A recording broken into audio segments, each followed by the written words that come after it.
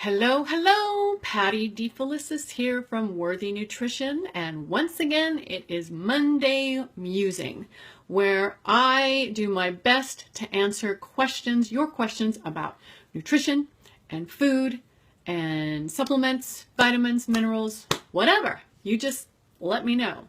Okay, so today's question is folate versus folic acid. What's the difference? And Patti, why the heck should I care? Well, you should care because there is a big difference and it does involve cancer. Okay, so let's dig in. First of all, folate is vitamin B9. I'm just going to tell you a little bit about a folate. It is a group of water-soluble B vitamins kind of bonded together. Okay, folic acid is an oxidized synthetic compound used in dietary supplements and food fortification.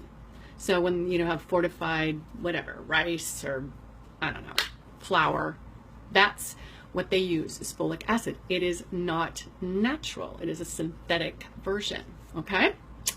Natural folates, the real deal, okay, those are metabolized or absorbed in the lining of the small intestine.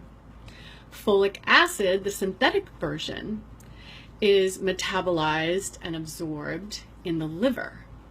And that poses a problem because what is needed is another enzyme to facilitate that absorption of the folic acid. So remember that because we're going to come back to that. Now, fortification started where we fortify and put folic acid in our food in about 1998 because the government wanted to make sure that our babies were being formed properly and their bodies were grown big and strong, which is awesome. And folic acid was the solution to prevent neural tube defects, which is again awesome. Okay, so back to the metabolizing in the liver and needing that enzyme. The enzyme to help metabolize folic acid is not very available in our bodies. Therefore, a lot of the folic acid does not get metabolized, taken care of, and ushered out of the body. So we have excessive amounts of folic acid, right? Okay, stay with me here. There's a point.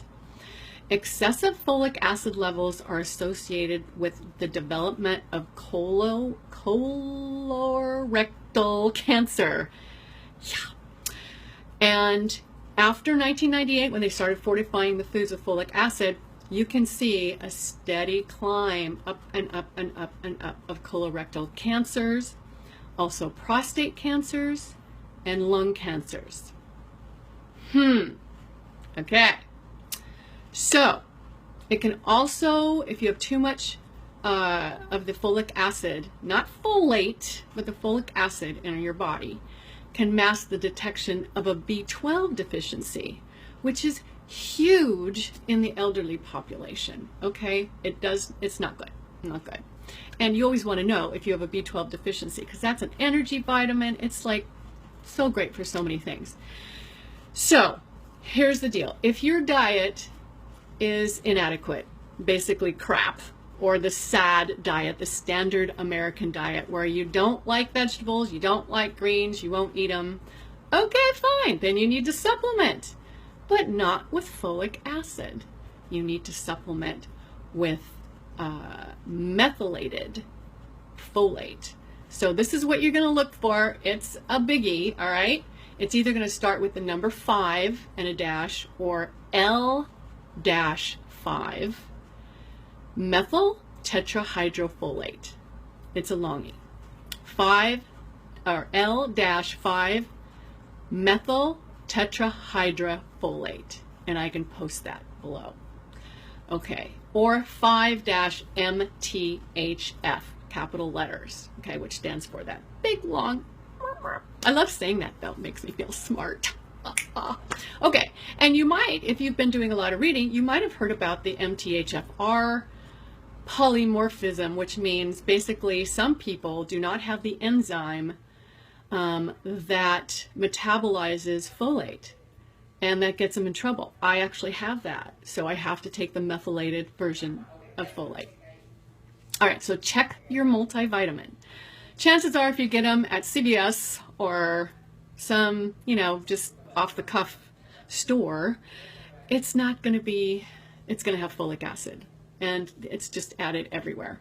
Okay, so women who are pregnant should definitely consume between 800 and 1200 micrograms of folate, but you need to check with your doctor. Let him know that you saw this and there's a difference between the two. Can you get a vitamin that has folate? And here's the other thing. I saw on a couple of research pages that if you are very good at doing the greens and vegetables in general, you could be okay, and you might not need it, okay? And that goes for people who are not pregnant, okay? And so just figure out where you're at. If you don't feel like you eat very many greens, then you may want to supplement with a little bit, okay? And you can get folate on its own too. All right. So did I go through? Oh, foods with folate in it. Romaine lettuce, spinach, we're talking green here, asparagus, turnip, mustard, and collard greens. You can use collard greens as a wrap and just kind of, yeah, it's really good. Good tasting. Parsley, broccoli, cauliflower, not green, but still has folate. Who knew? Beets, we love beets, very cleansing. Lentils and other dried beans. Of course, you wouldn't eat them dried. And meat-wise, we're talking beef liver has the most. It has like 200 micrograms, which is like half of what you would need each day.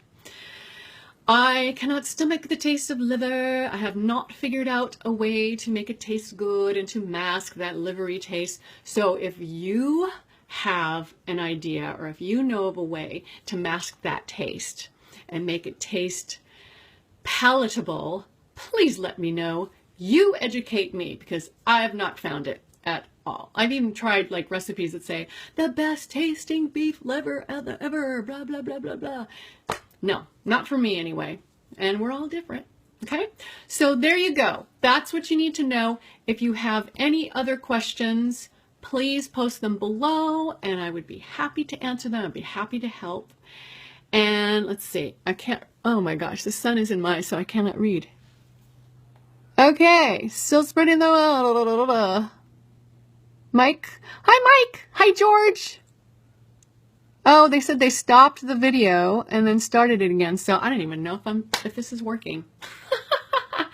Whatever. I may have to redo this, which I don't want to tax you too much. All right. Well, thanks for joining me, guys. And again, any questions, let me know.